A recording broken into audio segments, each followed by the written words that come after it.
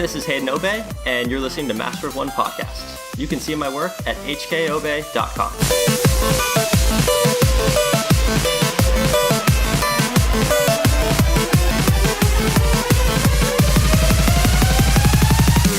Welcome to another episode of the Master of One Podcast, the podcast that everyone's grandma's raving about. Part 1 this week, we talk about grifters, good time, and happy faces on everything. I'm Andrew, your Master of Art and Design. I'm Patrick, your Master of Television and Film. And I'm Luke, your Master of Toys and Games. So brush off the clouds and cheer up, because it's time to put on a happy face. On everything.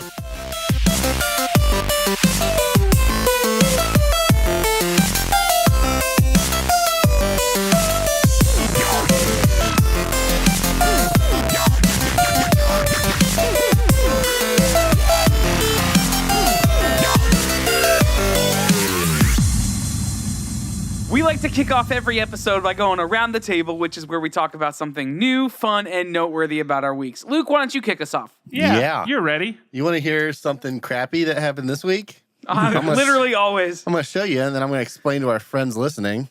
Oh, no. I have an Apple Watch that I've had for, I don't know, a little over 2 years, I guess, when it first came out. I dropped it when I was putting it on the charger and broke the corner of the screen. Yeah, that sucks, man. Oh, so it landed on its really button. bad. Yeah.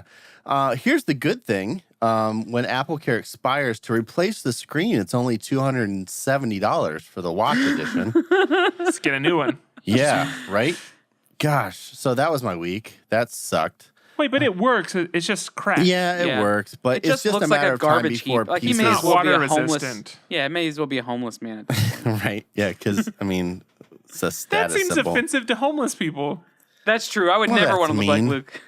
I already halfway looked there, and my bank account says I'm almost there.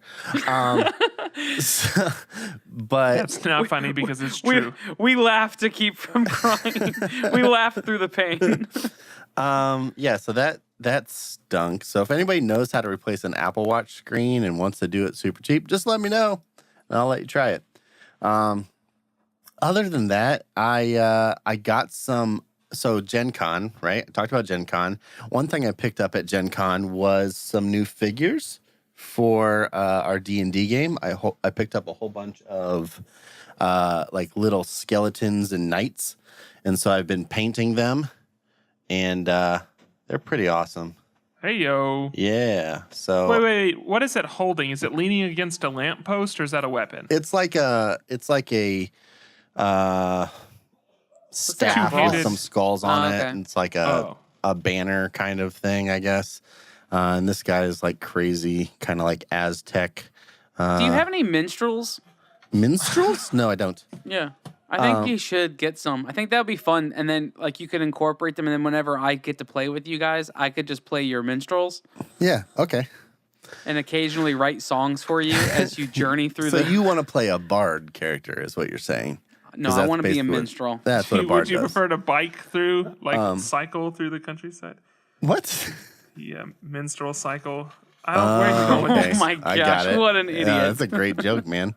No, cut this all out. I can't stop laughing. I can't take the word minstrel seriously. Okay. That's what it's called. Yeah. You know You're what a gonna- minstrel is? Yeah. Okay. Okay, you just Cool. can't I just compose can't take it yourself enough. seriously. Can't No, deal that's with it. fair. I That's get fine. that. No. You're gonna Yeah. want to edit it out. It's gonna stay. Whole thing staying. Yeah, wouldn't. there's no reason to Yeah. cut that. Yeah. But yeah, so I've gotten back into What's a painting- sigil? What's a sigil? Is it pronounced sigil? Yeah, It's a like logo. a symbol or like a glyph. Oh. I love the hand motion you did with that. Glyph. This is ASL for glyph. Hey, speaking of hand motions, September 14th, you'll be able to see that hand motion. Continue, Luke. All right. Good plug. Because Luke's going to just Instagram a photo of him doing that hand motion. That's all. That's, Get ready, September 14th. That's my monthly scheduled upload to Instagram. that's When gonna your be just your minstrel hand post gesture. Yeah. But no, I got back into some figure painting, and it was fun. So I have a lot more to do, and I don't know. Maybe I'll post pictures. Who knows? We'll see how I feel. But that's Okay. it. All right. Who you tossing it to then? Whoever wants it. I'll take it. Well, yeah, you picked. Okay.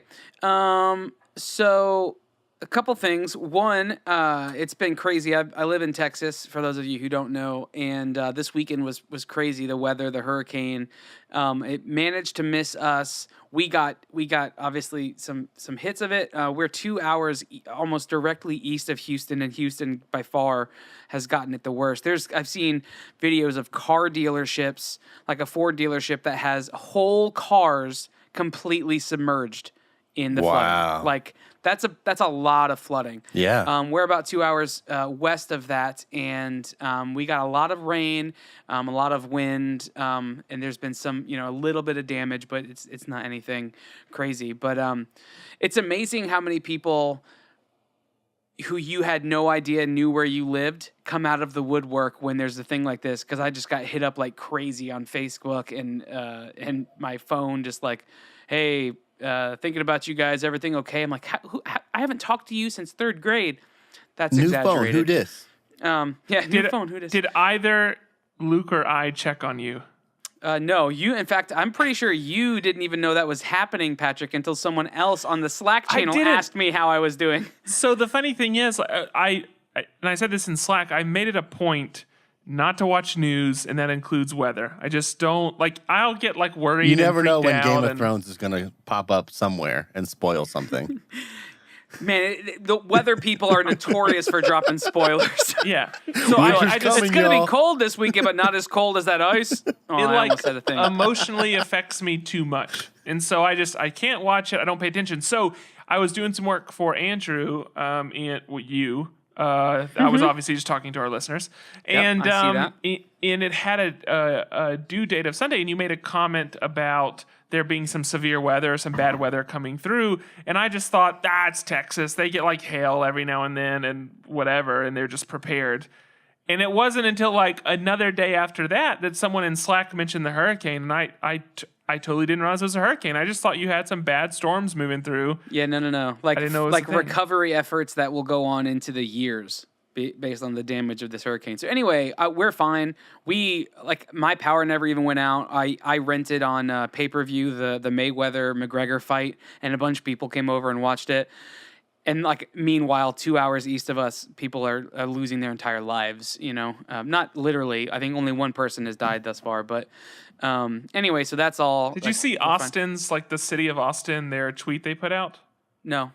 They promised to do everything they could to keep electricity running so people could watch the Game of Thrones finale. That's awesome. That's Austin. Wait, Franklin, speaking of Austin, what happened? What's going on with Franklin? So unrelated, it didn't have anything to do with the storm. The smokehouse where they do all the brisket and all the meat and everything, it just caught fire. It just caught fire and a ton of damage, and so they couldn't sell any of their the brisket and stuff because they were out of they weren't in business that day, and so they gave all the briskets that they cooked to the firefighters for coming and helping put out the fire. Wow. So anyway, a couple things. One thing came in the mail that I ordered a long time ago, and I'm excited about it. I didn't intend for that to be a pun, but it actually is a good one. So I got this Mike Mitchell Darth Vader portrait, which is kind of hard to see because it's already framed. I'm trying to show the guys on here, and there's a glare see on your it, lamp. but it's amazing. I know that some people. You love it or you hate it, right? Mike Mitchell's style or whatever. These portraits, these profile portraits, I think are great. They're awesome. I have a Luke Skywalker now. I have Darth Vader. I ordered the. Are they facing each other or facing opposite? They're facing each other. That makes more sense. And then there's I got Rocket and Baby Groot. Which are amazing because they're scaled appropriately. So Rocket is printed on 11x14 and Baby Groot is on a 5x7.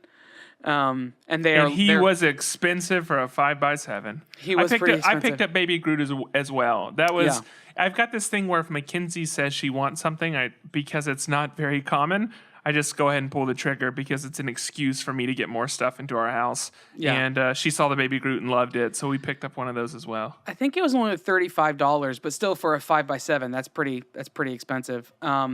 But like with everything, like that was a timed edition. This Darth Vader was a timed edition, so it's gonna be like 12 weeks before they get produced and sent. So it'll be like Christmas again. Like when I get it, I'll have forgotten about it, and it's cool. So anyway, I got that, and then finally, so I made a decision. We have made a decision as a family that we are gonna be going for Halloween as like a family thing, which I never do. I never dress up as a family thing, but this year I'm actually on board with it because it's going to be super fun. I mentioned a while back, a few weeks ago, that everyone in our family loves Gravity Falls, and so I bought Cooper a Dipper hat off of Amazon. Yeah. It's awesome. It's so awesome. So he's going to be Dipper. Chandra's already gotten like the pieces of clothing so that he can be Dipper. She's going to be Mabel. And for a little bit, we were talking about me being Grunkle Stan. But instead, I have a new idea, and this is going to be super fun. So I just met a guy. He's a cool guy. He just moved into town not too long ago, a couple of weeks ago or a month ago. And he makes puppets. Like he's like a professional puppeteer and makes puppets. Like he's connected with some people from like Henson before. Is it and Matt whatever. Vogel? It's not Matt Vogel. It is, his name is Austin. He's super cool, but I'm going to ask him to help me make out of foam a foam puppet of Bill Cipher, which neither one of you watched the show, right? So you don't Yeah, know I who that had is. no I've idea. watched it a couple times, but I don't know Okay, who that so is. he's the golden the golden pyramid guy with the singular eye. He's kind of the main show like bad guy. Okay. And he wears the top hat and he floats. He doesn't have a mouth that doesn't move. So he's an easy puppet to kind of do. So I'm gonna have him help me. He's not gonna do it for me, but I'm gonna have him help me sculpt and make a puppet of Bill Cipher, and I'm just gonna wear all black. Because he floats in the air. So I'm just going to wear all black and put him on a black pole, and I'm going to be Bill Cipher for Halloween. So I'm super excited. I'm going to take a bunch of pictures of that process, and I think it's going to be a cool time. So, all right, Patrick, I think you're the that's one me. rounding us out. Well, speaking of puppets, I mean, there is big news happening, and that's that Matt Vogel, I think the second, is now the voice of Kermit the Frog. And Yeah. he's officially replaced Steve Whitmire, and his first video, or the first video that features his voice, just recently, oh my gosh, just recently was released on YouTube. And I don't know. To me, I'm going to be honest. I'm going to catch some flack for this. It doesn't sound like a huge departure as far as the voice goes. I mean, certainly it is different, but not in a. It's not like suddenly he's got a smoker's cough. I mean, it still sounds like Kermit the Frog to me. So I think that was probably the intention. Like if I had to guess, they probably wanted it to sound. Well, no, I mean, I know, but I think some people are. It's just so different. He's not my Kermit. I don't know, but no, it's a big deal. So I just want to recognize that's a big deal. I have a couple other things too, which are very exciting. So you'll remember that I talked about Anomalisa, the record. The record is now here. It is in my hand. This is the first record that I own. Have you ever opened? Have you opened it yet? I have opened it. It has a slight amount of damage. It's not enough for me to like complain about, but because it is a complicated piece, so it doesn't like even when it closes, it's got little gaps in pieces of paper because it's like a big flip book. Yeah. And one of those pieces got slightly turned, but it's not enough to I'm not going to like complain about it or anything beyond just now complaining about it. It is not the one. To thousands of people. Yeah, Cool. it's not the one out of like 1,000. This is one of the 999. But I'm very excited because I'm gonna end up probably displaying it on. I have a shelf behind me, which you'll see September 14th. I'm probably gonna display it back there and actually have it opened and set up because it's just such a cool thing. Like I don't really have an intention of playing the record itself, but I think the fact you can set it up. Do you and have a record player? No, but the fact you can set it up and it creates this scene, I just think is really, really cool. So I'm excited about displaying. Well, then just bring me the actual vinyls because I actually listen to vinyl, so you can keep the case. But just I bring already me threw it the vinyls. away. But if I can dig it out of the trash. Yeah, just go try to dig it out. If you need to That go into the 70. dumpster, that's fine. I'll give you $10 for it. And then I'll ship the pieces your way. So the other thing, now this is a big thing, and I'm going to go more in depth actually in a separate video that I'm going to post to YouTube. So this isn't going to be the full thing here. But I talked a little bit last week about Huck G closing up shop. And since I talked, he's actually put up a lot of his own personal stuff on eBay. Yeah. So there's a couple auctions running now where he's got some like test blanks and like 15 inchers and like miscellaneous parts. And Can I just pause right there with you for a second? Sure. It kind of makes me sad. Like Sure. there's a part of me looking at this, I'm like, this is his stuff, like his personal stuff. Like it's cool, but then there's a piece of it that's like, he's getting rid of this stuff, and then that's it. Yeah. Like no, there's I don't a disagree. Big sad element. No, for when me when I saw the listings, like I didn't get excited about the stuff. I immediately got sad that he was selling the stuff. Yeah. Now I will say that because we've talked to him on the show, we know that he personally through like the was it the 11th series or was it the 13th? I don't remember. The 11. The 11, yeah. So 1 through 10, it's the 11. He used to keep one of all of his pieces, and then he started selling those. So this isn't like an uncommon thing for Huck to be selling like his own like individual pieces he has. Sure. Just given the timing of it, it is super depressing. But Yeah. that being said, he did, as a kind of final act, he made 10 custom thank you blanks.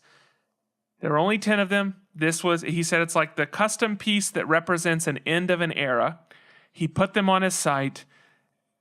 By some whatever, I managed to pick one up. I had no idea they were releasing. I read the email like everybody else. I got to the point of the link. I clicked it.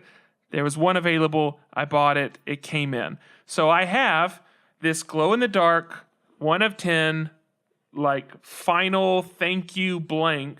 And I did cut open the box just to see if there was a personal message because I wanted to pull that out. But otherwise, I'm going to I haven't unwrapped it or anything yet. I'm going to record a full unboxing of it and then talk a little bit more in depth about maybe some of the lessons learned from Huck. And so just expect that to hit YouTube sometime in the next week. So Sweet. that's the teaser for it. I'll drop it in Slack. We'll post on social media. You'll see it some other places. There's some other blogs that are going to post it too. But it'll be an opportunity to kind of talk a little bit more about Huck and a little bit more about his impact, but then also show off this really cool piece of his, which, again, I haven't unwrapped. I'm saving it for the video. I can't wait to do, but I just wanted to... So is what you're saying that people, if they want to catch it, they probably should subscribe to YouTube now?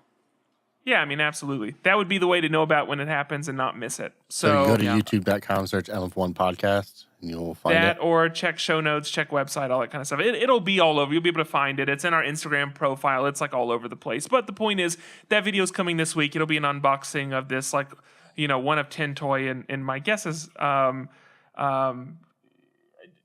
it just doesn't matter. Again, it's still like a weird thing. Like, I hope that we get the chance to talk to Huck. Like, I'm going to reach out. I'm going to wait a bit. I hope we get a chance to talk to him because I just, I want to hear more about this transition, and I'm sure it's going to end up being a totally positive thing for him and his family. It is a wild thing because if there was someone that you would think could make it, you would think it'd be Huck in that industry. So I hope we get a chance to dive more in depth with him once we get a little bit further down the road. So, man, English has been rough for me.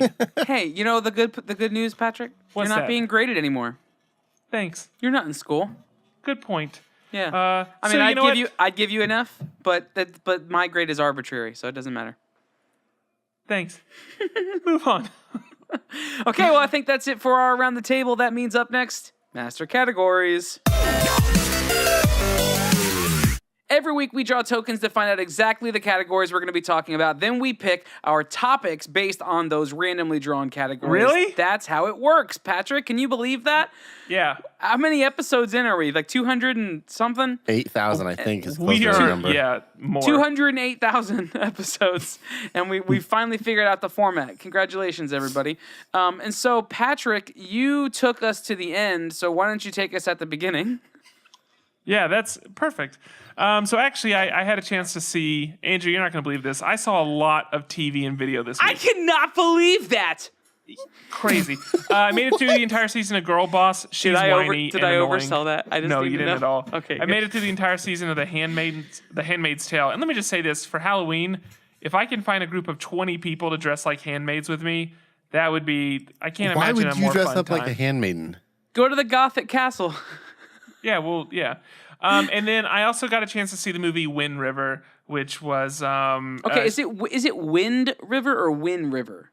Wind River. Okay, with a D. Okay. Yes, Wind River. It has Jeremy Renner is the one that's going to be the probably most well known, but then also Julia Jones and some other people. But great film. I really enjoyed it, and I think it definitely lived up to. Sorry, Elizabeth Olsen would be the other one that people really knew because she's the the FBI agent. It totally lived up to I think the reviews it was getting.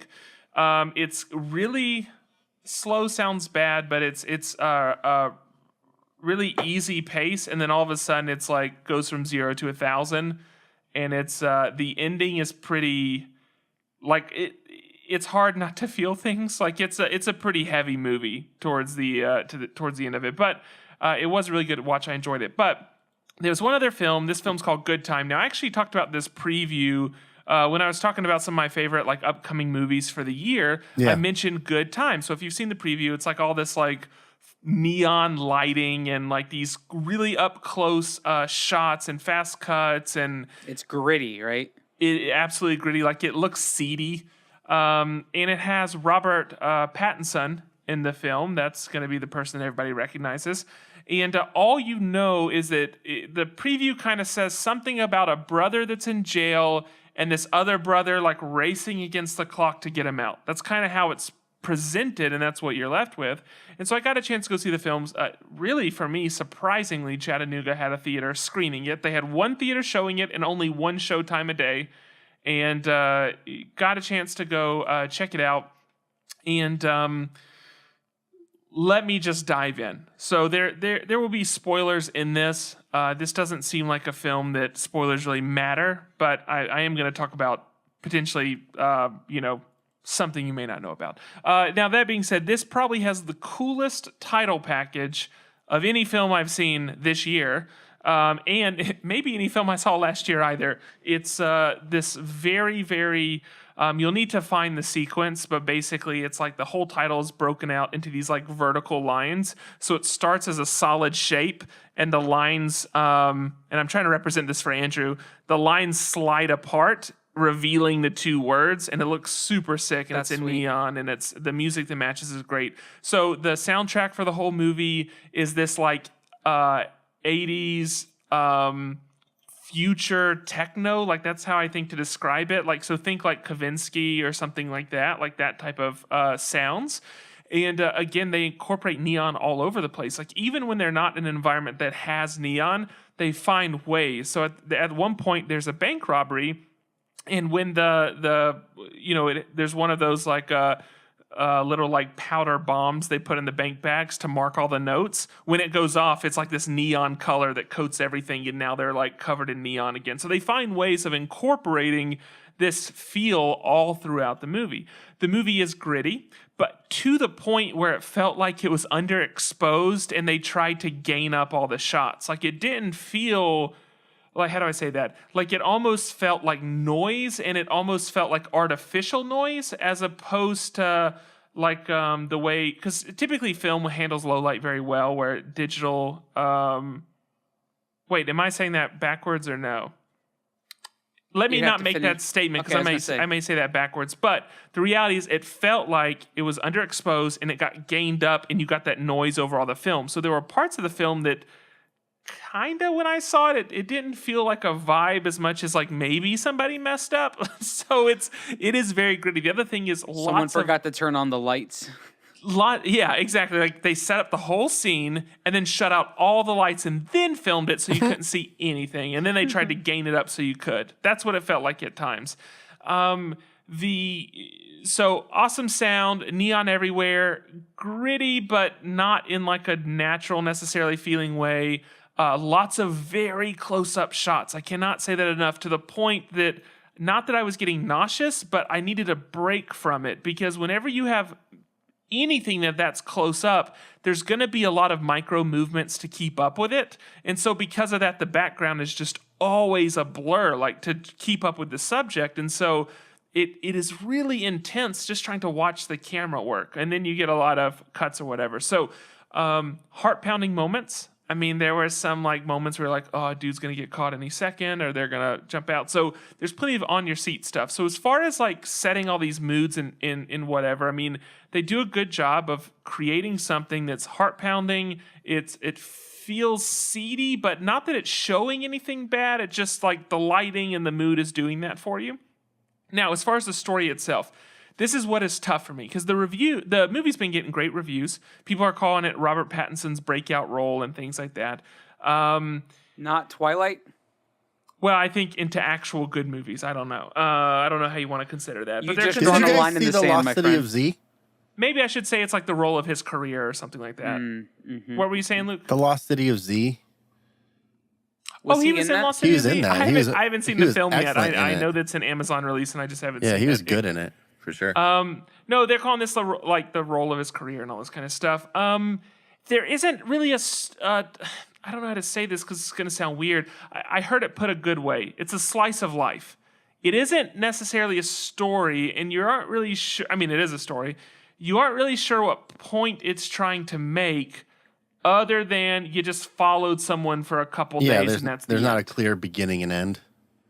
Yeah, as far as it just drops you in and then it takes you out, and you're not sure what you learned, and then you just leave the theater. So I think calling it a great. slice of life film is a good way to put it.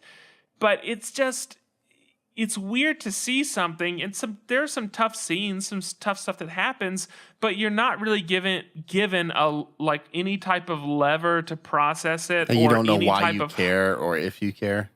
yeah, and there's no type of resolution offered or suggested. It's just kind of like this guy did some really crappy things to some other people, and then those people did some crappy things, and now you can leave the theater and go home. And that's it. And you don't even know what it was for. It doesn't seem like it benefited anybody. So it's just a tough film to understand when you leave. The only theme that I pulled from the movie is that Robert Pattinson used everybody in his life. Everybody. Whether he liked him or not, that didn't matter. He had a compulsion to use them. And from the standpoint of being basically an egomaniac, he felt he was better than other people. He felt he was basically his decisions, because he was so smart, he was above ever being found out or ever being caught with the things he was doing. And so he continued to make bad choice after bad choice after bad choice that ultimately leads to his demise. But it was something that he was blind to because he was an egomaniac that just used everybody he came in contact with, including the people that you feel like he deeply loves. So his brother has special needs. The movie frames the beginning as though like he's the only one that understands his brother, and other people are going to wreck his brother's life. But good thing that Robert Pattinson's there to stand up for him and give him a normal life. When by the end of the film, you kind of feel like you really need to let your brother, like, you need to give him to some other people because you're screwing him up. And so that's what you kind of come to realize, is that he just uses everybody. And then you leave the theater. So I don't know. It's for a slice of life film, it's an interesting watch. It's probably not stuff that any of us would experience on a normal whatever. All the acting was great, and again, the mood building, and who doesn't love seeing like dark environments with neon while listening to 80s future techno? Like, that's awesome. It sounds a little bit like Atomic Blonde. Like that element of it sounds a lot like Atomic Blonde. Maybe I haven't seen Atomic Blonde yet, so I can't speak to that. But if you're expecting to like some hard-hitting story that makes you have an aha moment, or some resolution that makes the journey worth it, you're not going to get any of that. So just be prepared to leave unresolved. So that's Good Time. I don't know if I would really recommend it to many people. Like, I wouldn't recommend it to either of you guys. I wouldn't recommend it to a lot of the people that probably listen. I wouldn't go see it again. I understand why it got great reviews. And I'm not saying it's a bad movie. This was not my cup of tea. Or whatever, futuristic. This was not my bottle of acid. which does play a role in the movie. So that's if you've seen the movie, that made sense. So that's good time. So why don't? Sounds like a good time. Oh, that's fantastic. Oh my gosh, you killed that, Luke. That was an Andrew joke. Andrew, you should. I feel like you should go next. Do you want me to? I do. Go. Okay, here it goes. Okay, so I got toys and games for my category, and I'm pretty stoked about it because there's a game that I've wanted to get for a while and hadn't quite gotten. And then when I knew I had this, I say hadn't quite gotten, as if like I had all like. You got parts of it. You just didn't Yeah, I finish got it? half the game, and now I got the rest of it. There's a game that I've wanted and hadn't gotten around to getting yet. And when I knew I had this category, I'm like, perfect opportunity to go spend money. So this game is a game in the universe of a game that we all know and love. Actually, two games that we all know and love, at least on the show. It's by Indie Boards and Cards, is the company that put it out. They are the people and the creators of, oh my gosh, what's it called? Resistance. Yes. So the Resistance, and then Coup. Yes. And there are lots of expansions to that right now. I don't know if you know, but Coup has like Coup Reformation and like Coup 2020 or something. Like there's like all these different versions and expansions, but they all take place in this dystopian universe. And this game is called Grifters. Okay. So Grifters is another. It's taking that same world, that same universe that these other games are in, and it's a different perspective on it. So you play as underground like mob bosses, and what you have to do is try to get you have to try to complete these jobs to try to earn the most money. So the money, if you're used to the world, it looks just like the stuff that's in Resistance and Coup. It's all the same. The artist is the same artist who worked on all that stuff. His name is Jarek Noron, or Nokon, I think it is, Jarek Nokon. And we'll put a link to his deal in the show notes. But it's very, very cool. But essentially, there are 3 mob leaders. They call them ringleaders, and then you have to hire a team to try to get these jobs. And so I'm going to show you guys, and then there will be a link in the show notes. But you get each player gets one of these cards. It's a game for 2 to 4 players. Cool. And they lay out. They're broken down into night 1, night 2, and night 3, and you have to recruit. Essentially, these criminals onto your team to get these job cards, and every job card has there's 5 different kinds of jobs, and they're broken down into different things. But like this one says hack credit system, and there are specific job skills that are required to hack the credit system. But then if you can pull off that job, you get the stated like reward that's at the bottom. So for this one, you get 2 additional money from an opponent's stash. So you steal money from an opponent. Tell me what game you said this was like. It's not like, I haven't said it's like anything. It's actually kind of unique in a lot of ways. The mechanics of it are pretty unique and What's fun. the game we played at Creative South this past year? So that's Resistance. Okay. So it's Same in the same company, universe. same It's a world. different. Yeah, it's literally in the same world. They call it the dystopian universe or dystopia or something like that. So it's in the same universe. It's just a different group of people trying to do a different thing in that same world. But the characters are great. There's the pickpocket, there's the thief, there's the mastermind, and the artwork on these is pretty incredible. I don't know if you can see them. Oh yeah. So it's great. And then there's a ton of other criminals. Like here's the deck, and It's a lot. those are a ton of different criminals. So you've got the protege, the con man. The con man kind of looks like our buddy that you work with, Patrick. I don't know if I should Cody? say. Yeah, I didn't know if I wanted to say his name on air. But I mean, he looks like but Cody. I saw him right off. So it does look like Cody. It looks like he's super shady and up to something. I'm looking at you. There's Femme Fatale. So like there's all these different characters, and each character has a different skill set. Now, are and they all unique, or is there like groups of people that have the same skill There's set? groups of people who have the same skill set, but then each character has a unique ability. Is that whole deck different characters? No, so there's they're divided into 4. Like there's 4 of each character. So take okay. this deck and divide it by 4. But it's Okay. still a decent That's amount. still of, a good of amount, but characters. yeah, it's not as many as I thought. So anyway, I'm not going to go into all the logistics of it. I haven't even played it yet. I've read through the instructions. It's pretty straightforward. It's cool. How long does it play? Do you have any idea? I have no idea, but it probably says on the box. So let me 6 just look days. real quick. real quick. It says 30 minutes. Oh, cool. All of these games tend to go pretty quickly That's in this world. pretty standard for them. But here's the box. It's pretty rad. Nice. It's I like it. it's just cool. It's kind of This dark little and gritty. stogie looks so good. I know. It's good. So if you That's what I it'll need be when I the- podcast. What? A hoagie. No, I need a stogie. I need to smoke a cigar while I podcast. I need to eat a hoagie. Oh, we can start a new podcast called Stogies and Hoagies. Ugh. And we eat a sandwich while we smoke just and so then much just talk about stomach men aches. stuff, I you feel know? like it's just stomach aches. It's like itching and Stomach aches. Yeah. Yeah. no, that's not what we would talk about. He would just have a stomach ache while we were doing Yeah, it. but we need to talk about man stuff. Yeah, manly What things. did men do? So What do man do? anyway, it's really cool. I'm excited to play it. I'm going to play it tomorrow. But it How are you seems gonna play really it tomorrow? neat. I won't be there. I'm sorry. Can you wait We'll to play play- it until I'm there? I won't. I mean, if it makes you feel any better to say that I will, then sure. Yeah, I'll wait. But I No, won't. don't lie to me. I don't want you to lie to me.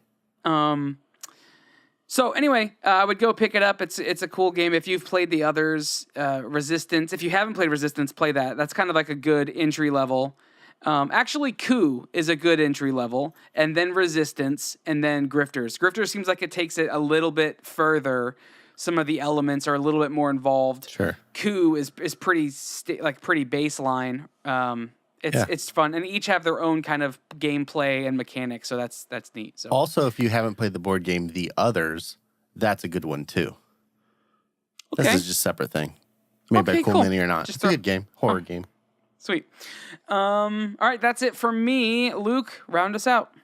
I want to take a little bit and I want to cut my master category and kind of do something that we talked. We had a request from our Slack community to do this, and it makes a perfect segue from what you were talking about, Andrew, to just kind of hop in and do this now.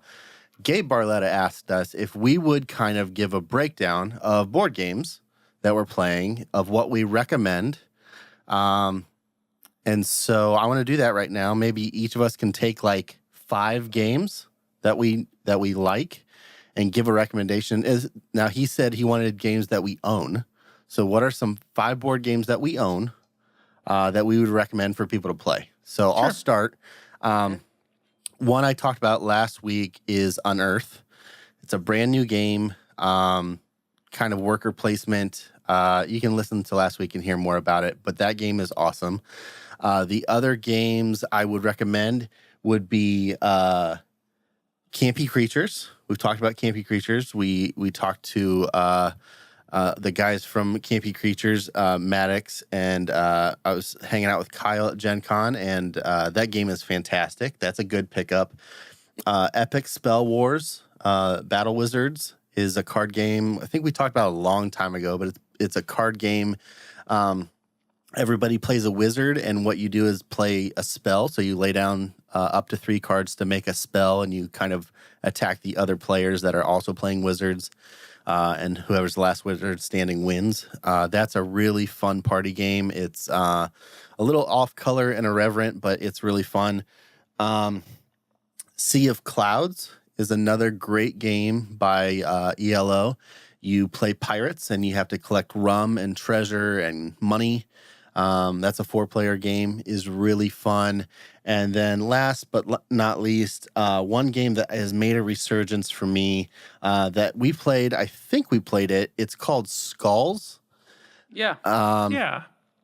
It's a very simple game. You have kind of these coaster type things. Everybody has 4. 3 of them are flowers. 1 of them is a skull, and it's a bluffing game where you lay down and you bid on how many flowers you can turn over. And if you turn over a skull, you lose one of your cards, and you play until one person is left. And that game is weirdly tough, by the way. It is, yeah. I mean, it's basically you're playing like poker. It's essentially just a reading your opponent and bluffing game. And it is really, really awesome. And the art is amazing. So those are my quick 5 for you, Gabe. I'm going to let Patrick do it because I have a feeling I have more than him, and I don't want to take anything away from him. So why don't you go, Patrick? No, yeah, that's fine. I want to echo specifically one of the games that Luke mentioned, which was Campy Creatures. I think that game is just an absolute blast, and the rounds don't have to be terribly long. There is enough. You can still like shake up the gameplay. Yeah. So there's like, it's not one of those. So some of the games that I've played with you guys, because I played the least out of the group, it's kind of something like you'll get like 3 hands in or like 3 rounds into the game and you realize like you just don't have any hope at that point. Like you're not going to freaking win. Like the Lanterns game. Yeah. That's a game that you can know pretty early on, like, okay, you're not going to win this round. And Camper Creatures isn't that way, so I actually really enjoyed that. I would say Quartz is one that I just can't stop playing. Yeah. I'm a huge fan of Quartz, and you can play up to 5 people, I believe. I think it's a game that even just 3 people is a lot of fun. If you have the right group of people, which is important, and I think you have to have enough. I would not play this with 3 people. I would want to probably have at least 5 or 6 people, but I think Vampire One Night is a lot of fun if you have the right group. Sure. But you have to have a group that's willing to lie, and it's really good to have one person that's really confused by the rules. That actually really helps the gameplay. So I would argue that that's true, but go on. Yeah, so Vampire One Night, Quartz, Campy Creatures. Now, one game that I found that I play a lot. Now, this is something for like the people that don't like games. Like you have the friends that come over that don't really want to play, or they don't want to play a board game, but you still want to find an activity that's a bit more active and a bit more of a conversation starter. I think Codenames is a lot of fun and works really well for that. So like you may not be able to get someone to sit down and play one of these other games that Andrew and Luke are talking about. It's like some of them are a bit more intense as far as like what you need to understand to play. But Codenames is something that you need, like within 30 seconds you can explain the game and you can start playing. Codenames actually at Gen Con they released Duet, Codenames Duet, which is a 2-player game. Oh wow, awesome! Yeah, I didn't know that. Super fast and very fun, very same as all the other Codenames. So, what's your last one? No, I think that's great. And then I'm going to be honest, I don't really have a 5th board game. I mean, we have some other games that we play, but none that I would like strongly recommend. I will say this: if you're looking for a party game, I just the Jack in the Box game. What's the one with the trivia? You don't know Jack? No, not that one. And I understand that is confusing. It's the Jack TV trivia game. Let me get this right because I don't want to say wrong. Oh, Fibbage. Fibbage, when it just comes to a game that, again, you can sit down and play with people that maybe don't like playing games, and it can get a room just cracking up and laughing and talking and yelling and all that kind of stuff. It's a bit difficult to beat something like that. But again, these are way more casual experiences. I think of all the ones I named, though, Quartz, if you're sitting there and you specifically want a board game to play, Quartz would be my recommendation. Quartz is fun. So. Yeah, so Quartz is that was going to be one of mine for sure. I love Quartz. It's great. Small World is a great game if you want a game that's a little bit more involved, but is still entry level enough that's it's not going to take you a ton of time. You can play it in about 45 minutes, but I've talked about that on the show, so you can go back and track that down. But Small World is great. Niet is a great game. I've mentioned that before. Yeah. We've played that. It's the artwork is great, but it plays like spades if you introduce communism into spades. If you were really drunk playing spades. Yes, or that. And then let's see. I'm blanking. A good one is Love Letter. I have the Adventure Time version of Love Letter, which is super fun. They have lots of different versions of it, but the base game of Love Letter is the same no matter what version you play. There's just different characters. That's a fun, easy game. You can play it very, very quickly.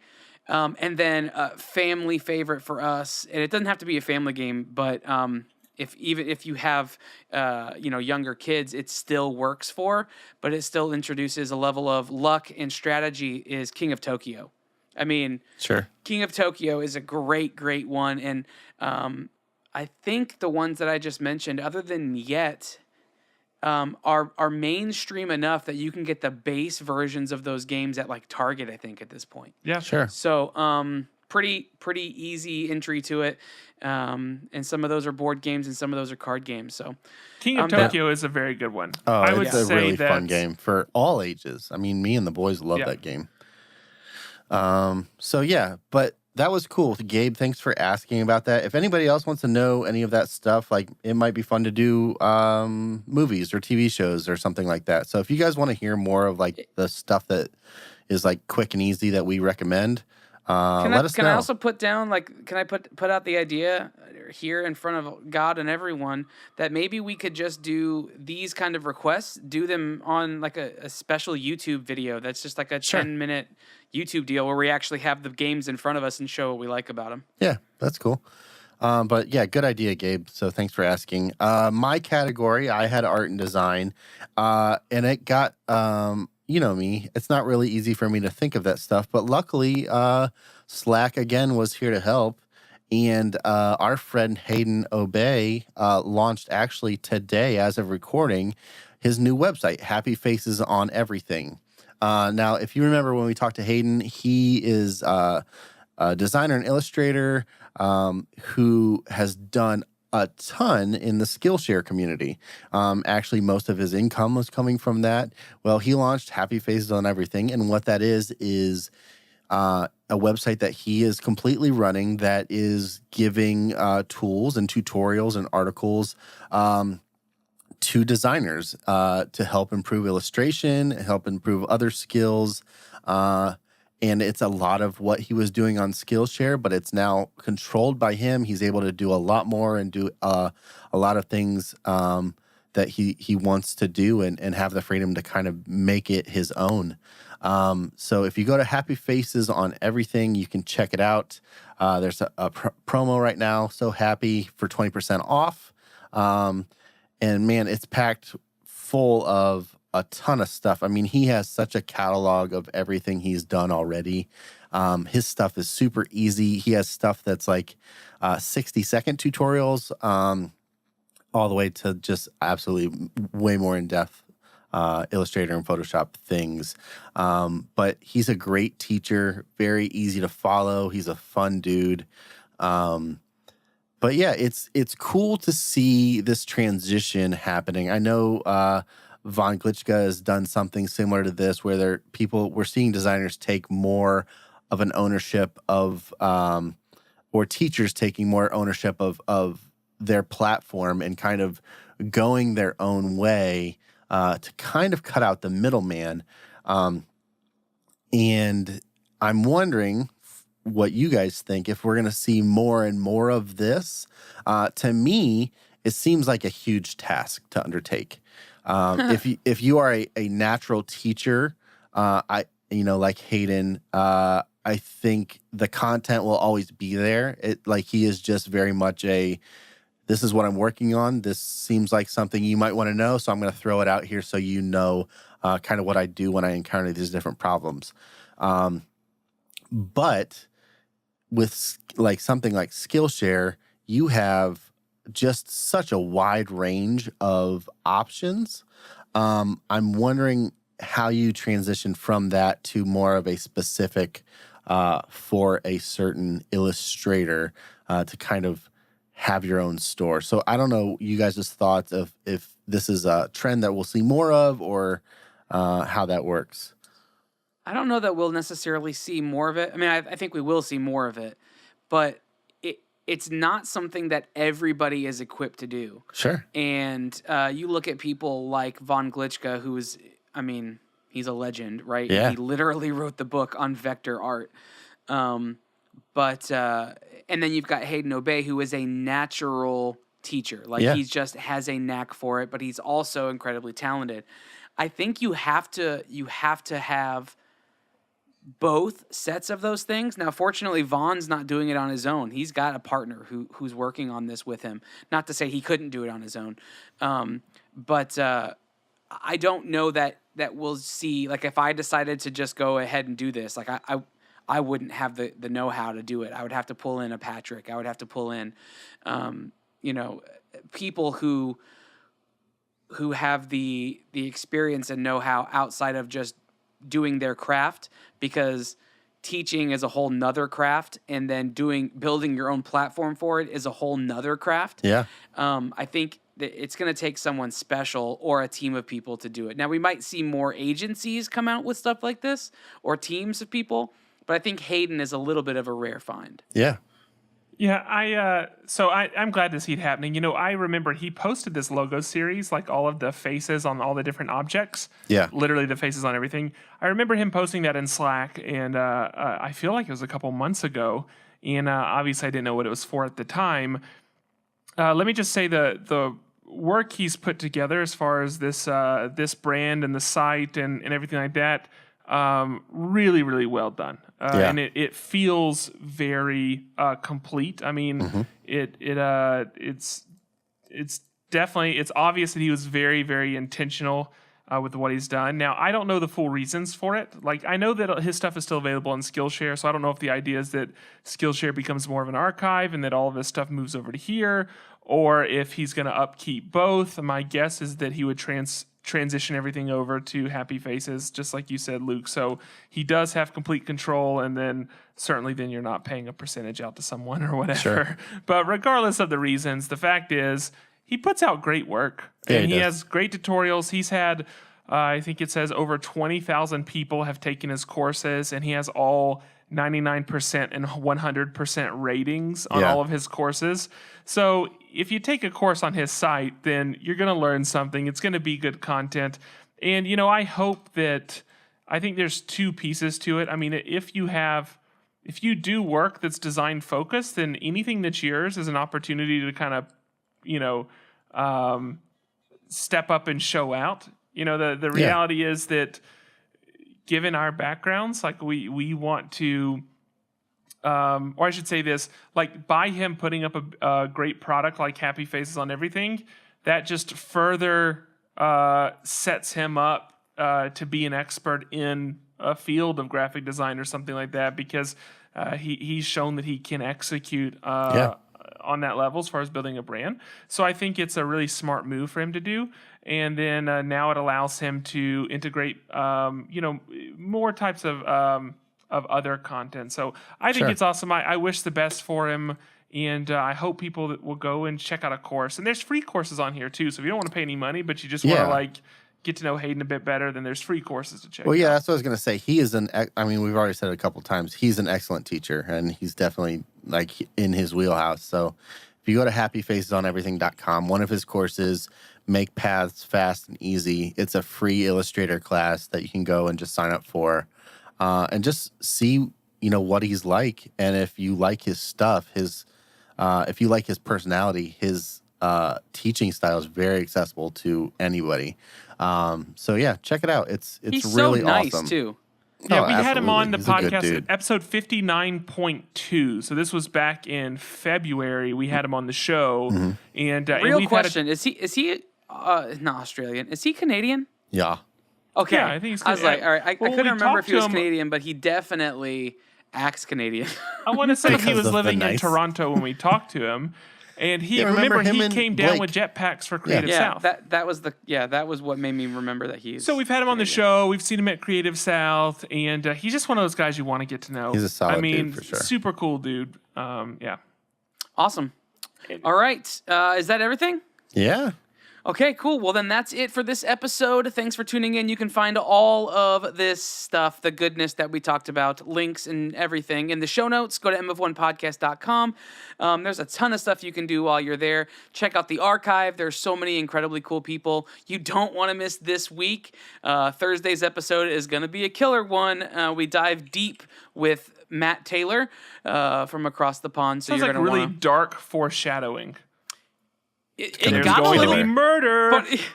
but it did get deep though, right? Like It did, yeah. it was good. Like it was really good conversation. It wasn't we talked about posters, we talked about great stuff, and the fun kind of fluffy stuff, but we talked about some real stuff too. So tune into that. The best way to get a hold of that is to subscribe. So go ahead and subscribe on iTunes, Stitcher, and on YouTube as well to make sure that you're getting that content. If you haven't already subscribed to our YouTube channel, go ahead and do that. Patrick has alluded to it multiple times in this episode. Starting September 14th, there will be all new content that is very visual on our YouTube channel. But in the meantime, we are backloading all sorts of archive stuff each and every day. And then we'll start rolling out some original content that's only on YouTube. Like Patrick said, sometime this week will be his unboxing video. Make sure you check that out. So go and subscribe to that, and it helps us out a ton.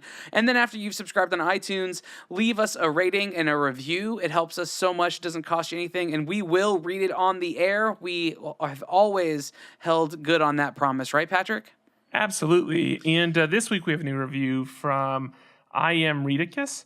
And this review says, it says like So in Love. That's the title. 5 stars naturally. I don't know if we each have a destiny or if we're all just floating around accidental, like on a breeze. But I think maybe it's both. Maybe both is happening at the same time. I miss you, Jenny. If there's anything you need, I won't be far away. When are you gonna read? Doc. When are you gonna read the thing? I thought that was just maybe you just talking before you read it. Yeah, because nobody left a review. So that's my fake review from Doc Reed. That's actually a quote from Forrest Gump. And I will continue to read fake reviews until I have real reviews.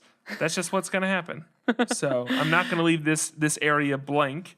Please leave a review. It does a lot for us. So leave 5 stars. Tell us what you think about the show. We'll read it on Tuesday's episode, and we'll call you out by name. And I do want to say one other thing real quick before you jump into the rest of the outro. Reimagine Conference. We have 25 tickets left for the event. So we're down to the end. We have speakers from Pixar, Disney, Technicolor, GoFundMe, Vox. I mean, there's all these great organizations represented. Master of One.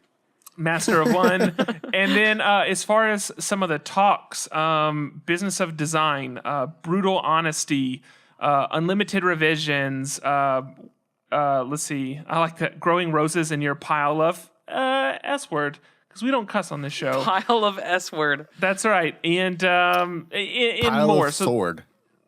A pile of sword, and more. So the point is that some of the topics. So more of that information will be going on the website. But I'm going to be honest, we might be out of tickets before you can even check the website. Yeah. So if you want a ticket, reimagineconference.com. There's only 25 spots left. We'll be there. Several people from the Slack community will be there. If you're a person that that at all calls yourself creative at all, and obviously, I think if you're listening to this podcast, some part of you is that person.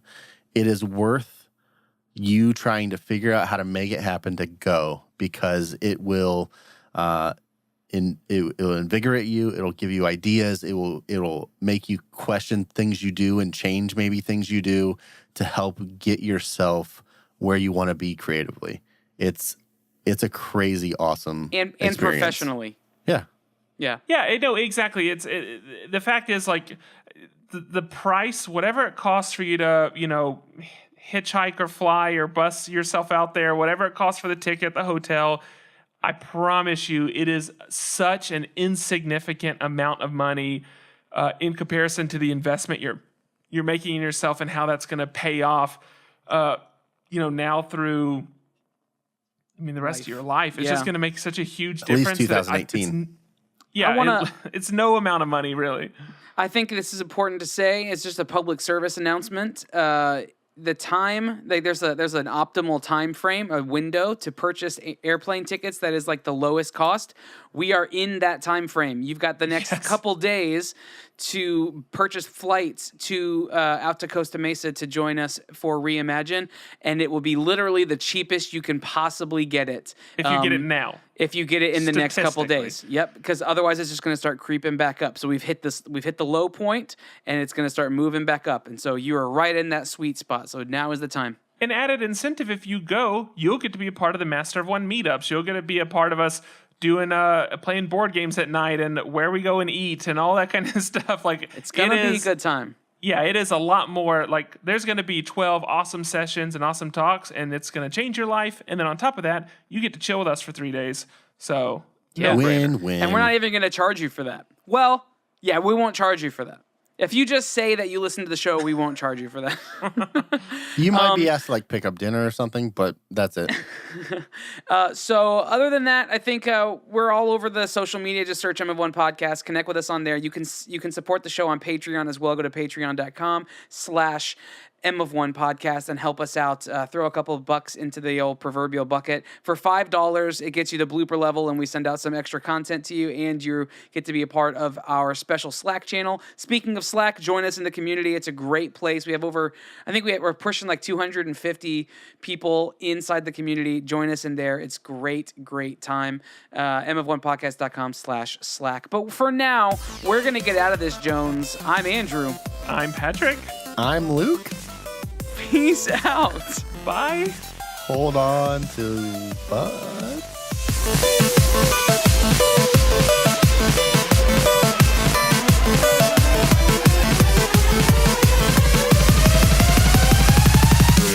Welcome to another episode of the Master of One Podcast, the podcast that's everyone grandma got to. The grandma cop tube said that.